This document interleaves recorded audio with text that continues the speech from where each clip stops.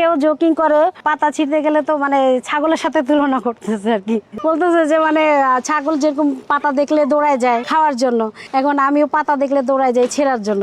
গাছপালার থেকেও চিন্তা আসতেছে যে এগুলো দিয়ে কিভাবে রং করা যায়। কেমিক্যাল ডাইটা দিয়ে তো অনেকদিন কাজ করছি, এগুলা দিয়ে কাজ করলে হয় কি স্কিনে অনেক ক্ষতি হয়। যদি অ্যালার্জি প্রবলেম থাকে তাহলে আপনি কাজ করতেই পারবেন না। ব্লগ তো আসলে সবাই করে, আমি যখন থেকে কাজ করি তখন স্পেশালি কিছু ব্র্যান্ড ছাড়া ডিজাইনিং এ নিজেকে তৈরি করার চেষ্টা করতেছি। ইভেন এমনও হয়েছে যে আমার বাসার পাশের বাসার একটা আঙ্কেলকে আমি নিজেই ব্লক কিভাবে কাটতে হয় এটা ওনাকে আমি ধারণাটা দিই। প্রথমত যখন ডাই আর ব্লক নিয়ে কাজ করলাম তখন দেখা যাচ্ছে যে আমি প্রায় সময় বোটানিক্যাল গার্ডেনে চলে যেতাম বিভিন্ন ডিজাইন বা ফুলের কালেকশনটা দেখার জন্য। প্রথমত আমি ওমেন ক্লথিং নিয়ে কাজ করি, শাড়ি, থ্রি পিস, টপস এগুলো নিয়ে আমি কাজ করে আসছি। ইন্দোনেশিয়ান আর মালয়েশিয়ান ওদের কিছু কাজ আমার চোখে পড়লো ইকো প্রিন্টের, তখন এটা নিয়ে গুগল করে বিভিন্ন দেখলাম যে না হ্যাঁ আম পাতার নির্যাস থেকে কালার আসে, পেয়ারা পাতার নির্যাস থেকে কালার আসে, আর বিদেশে তো অনেক পাতা আছে। একদিন এরকম পাতা ছিঁড়তেছে, পরে আপা পাতা ছিঁড়েন না, তখন হচ্ছে যে না আমার খুব দরকার, আমি একটু ওষুধ বানাই তো, এভাবে বলে কিছু পাতা কালেক্ট করছি। আবার একদিন একটা আন্টি জিজ্ঞেস করতেছে যে আপনি কি করবেন,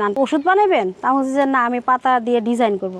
পাতা দিয়েও ডিজাইন হয়? দেখা গেছে যে প্রথম তো কাপড় যে মারমুক্ত করতে হয় এটা তো আর জানি না, ইকো প্রিন্টের ক্ষেত্রে বিশেষ করে। এরপরে যখন আমরা শিখলাম তখন আমি কিন্তু আসলে ওভাবেই আমার ইয়েটা শুরু হলো। যারা ন্যাচারাল ডাই সম্পর্কে জানে তারাই এই প্রোডাক্টটা কিনবে এবং তারা জানে এটা হলে এটা হবে, এটা ভুল হলে এটা হবে। বর্তমানে বাংলাদেশে আমাদের ভেজিটেবল ডাইয়ের যেভাবে একটা মার্কেট আছে, ইকো প্রিন্টটা আস্তে আস্তে প্রচার হচ্ছে, তবে বাইরে এটার চাহিদাটা বেশি না। এক সময় তো আমি উজ্জ্বল কালার নিয়ে কাজ করছি, কেমিক্যাল ডাই নিয়ে কাজ করছি, তো ন্যাচারাল ডাই নিয়ে যখন আসছি তো দেখলাম যে এটা মার্কেটটা অনেক চ্যালেঞ্জিং।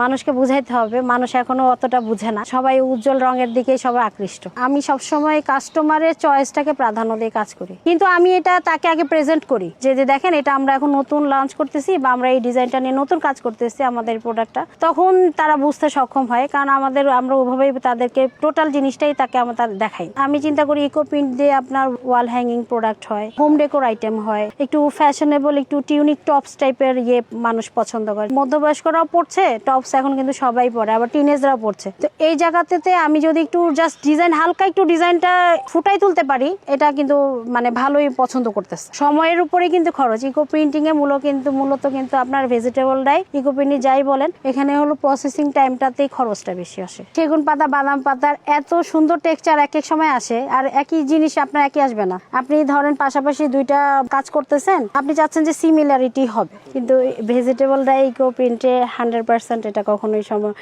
একই আপনি ডিজাইন মোটামুটি প্যাটার্ন সাজাইতে পারছেন, বাট কালারে এসে দেখবেন যে এটাতে একটু ডিপ আসছে, বা বাদাম পাতার কালারটা এখানে একটু কালচে আসছে, এখানে একটু গ্রিনিশ বেশি আসছে। তারপর সেগুন পাতার কালারটা এখানে দেখা যাচ্ছে একটু পার্পেল শেড বেশি, এখানে একটু পার্পেল শেড কম, এরকম হয়। কালারটা যখন আমি চিন্তা করছি যে ও আচ্ছা এটা গ্রিন কালার, যখন খুলছি তখন দেখা গেছে যে মানে এত আশ্চর্য হয়েছে যে রংটাই মানে এটা কখনোই আমার পক্ষে সম্ভব না অন্য কিছু দিয়ে কালারটা নিয়ে আসা।